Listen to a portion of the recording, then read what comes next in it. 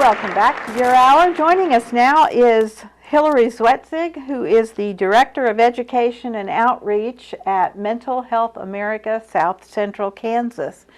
I actually got all of that out correctly. You did. You did good. Practicing. Okay, good. So what are we going to talk about today? I figured it would be pretty appropriate to talk about your mental health and holiday stress. Yes. So very timely. It is very timely because we're knocking on the door of that first big holiday, and this whole season is a lot, and it's a lot for a lot of people for many reasons. You know, sometimes there's traumatic triggering things that go along with holidays. There could be grief, there could be loss, it could be the first holiday without a loved one. Yeah. There's also just the whole, families can be a lot, bless their hearts. Yes. Yes, they can. I mean, it truly, truly is a thing. So I know that we have talked about a couple different times on, what mentally healthy people do and how you stay mentally healthy. And I just think it's really important to kind of have some reminders when there's big things happening. Yeah. And this season, all the way, from Halloween all the way through the New Year, is a big season. There's so much going on. I will tell you, just in driving over, so I have to remember, it's that time of year when people are not paying attention necessarily to what they need to be paying attention to. There's a lot more traffic because people are visiting or, shopping or whatever. So it's just deep breath time, and you're like, you go ahead, you cut in front of me. That's okay, because I'm not going to let you affect my day. Yeah, I'm not going to hit you and ruin both our days. Right, and that is so important. We talk about emotional regulation, and that is key to, it's not action reaction, it's, don't let something of 5 minutes affect your whole entire day. Yeah. And some people really do. Something will happen, and that will color the rest of their day. Yeah. And that is very sad. But with holiday stress, so it's always kind of important to examine the why.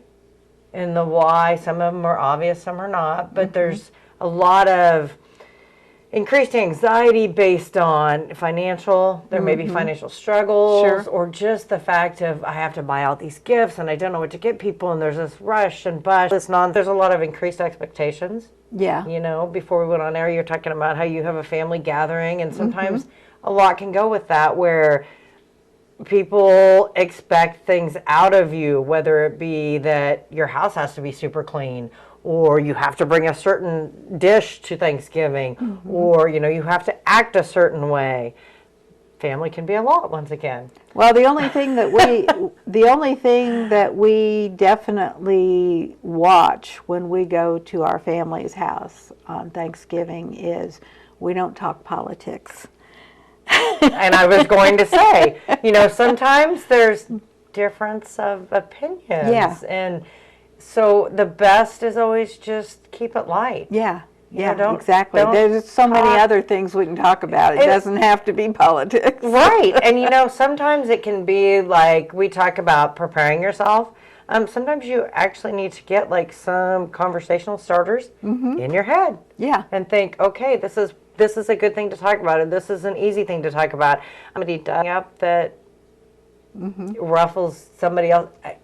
Find a way. Deflect it and find a way to change the conversation. I have, my mother-in-law was wonderful at, we call it Linda-ing something, because she was great at being able to look right at you and you say something and she just totally starts talking about something over here. And in it can be very frustrating, but in certain times like that, it is a great skill to have. Yeah. Where you're just, nope, not having that not conversation. Going there. Right. So, there's a lot of just chaos, a lot of social obligations that you're expected to meet, and some people are introverted.